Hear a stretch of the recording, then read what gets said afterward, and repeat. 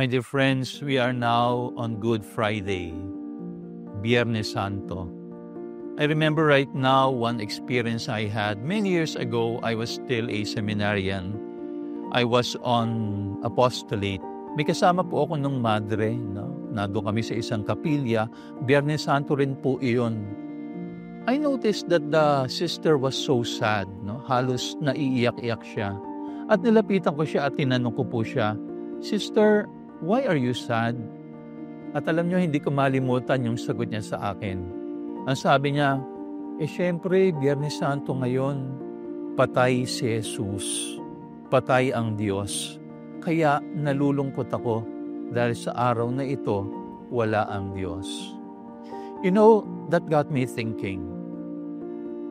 On Good Friday, during Good Friday, is Jesus really dead?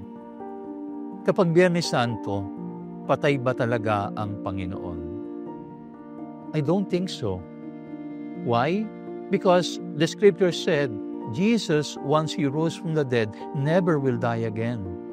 Nung si Jesus ay muling nabuhay, hindi na muli siyang mamamatay. Hindi naman siguro na sa tuwing Biyernes Santo, si Jesus ay namamatay uli. Pero what do we do during Good Friday? What do we think about during Good Friday?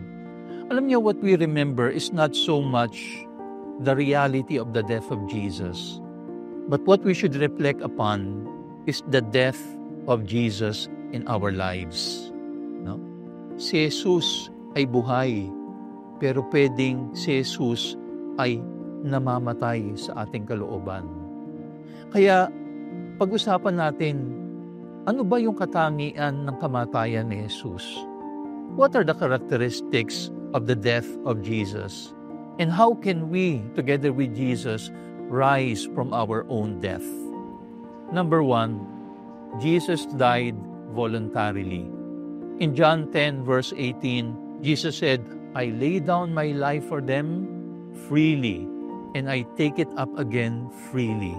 Ibig sabihin, yung pag-aalay ni Jesus ng kanyang buhay ay hindi kinuha sa kanya. Jesus was not a victim. He was actually a victor. He voluntarily gave His life. Bakit? Ang sabi nga nung isang father of the church, he expressed it so beautifully.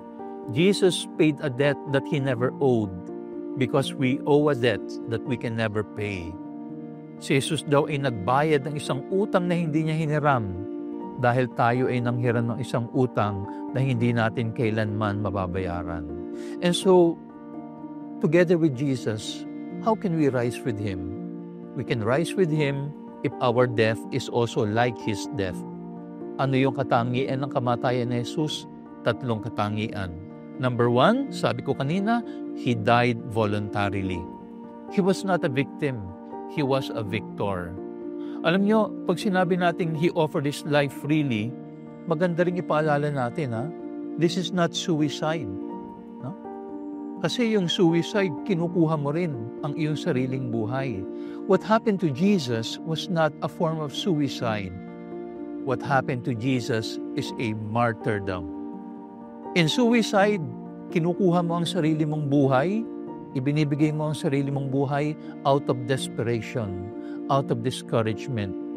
Pero in martyrdom, ibinibigay mo ang iyong buhay because you know that you are standing for a noble cause, a cause for the kingdom of God. That is what happened to Jesus. He was martyred for the sake of the kingdom, and He offered His life for the redemption of the world. So that is the death of Jesus. It was a voluntary death. Sana ganun din po tayo. Maaring hindi naman tayo literal na mamamatay, pero sana every day of our lives, mamatay tayo sa ating sarili. Let us die into our selfishness. Let us die from our self-centeredness. Let us die from our self-preoccupation. Kapag ang ating mundo ay hindi na lang umiikot sa ating sarili at nakikita natin yung ating buhay bilang handog at regalo para sa iba, it's like we are offering our lives daily, voluntarily, for the life of another. So like Jesus, let us die to ourselves voluntarily. Secondly, Jesus died confidently. Nung malagutan ng hininga ang Panginoon, sabi niya, "It is finished." Naganap na, natapos na. Alam niyo yung salitang yon, those are the words not of a defeated man, but those are the words of a confident man who has accomplished his mission.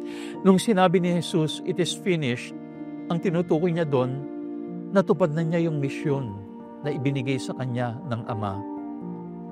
Look, Jesus did not say, "I am finished." Ang sinabi niya, "It is finished." Ibig sabihin, Dad, mission accomplished. Sinabi din ng banal na kasulatan that when Jesus breathed his last, he bowed down his head. Again, yung pagyuko ni Jesus, hindi yan pagyuko ng isang taong talunan. It was not the bowing of a defeated man. Ito ay ang pagyuko ng isang taong nagtagumpay. You know, just like when you have finished a beautiful speech, sinasabi natin, "And I thank you." Bow. Parang ganun ang ginawa ni Jesus. He bowed his head because he confidently can say to himself that he has accomplished his mission. My dear brothers and sisters, can we also say the same? Pwede ba nating masabi na yung buhay natin ngayon, natutupad ko yung misyon na ibinigay sa akin ng Panginoon? Can we, like Jesus, confidently say, "Father, it is finished"? O baka naman ang sasabihin natin, "I am finished." Kasi ibig sabihin, lagot ako. Hindi ko ginanap at hindi ko tinupad kung ano ang inaasahan sa akin ng Panginoon. Today, like Jesus, samahan natin siya in His death. And let us confidently say, "Father, I will do and fulfill the mission that you have given me, so that like Jesus, I can die confidently and say, it is finished." Lastly, Jesus died trustingly. Namatay si Jesus ng may pagtitiwala. Yung huling salita ni Jesus sa krus, anong sinabi niya? "Father, into your hands I commend my spirit." Those are words of trust. Those are words of confidence. You know, that is taken from Psalm 31 verse 5. And biblical scholars teach us that Psalm 35 was often used by parents as a sort of lullaby to their children. Yung mga Israelita raw noon, yung Psalm 35, dinadasal nila yon bago sila matulog, na para bang yun yung kanilang lullaby to themselves and to their children. Bakit? Kasi nagtitiwala sila na kapag ipinikit nila ang kanilang mata sa kanilang pagtulog, ang Diyos ang magdidilat din ng kanilang mata. It is a hymn and prayer of confidence and trust that when I close my eyes, it is God the Father who will open my eyes again in the kingdom of heaven.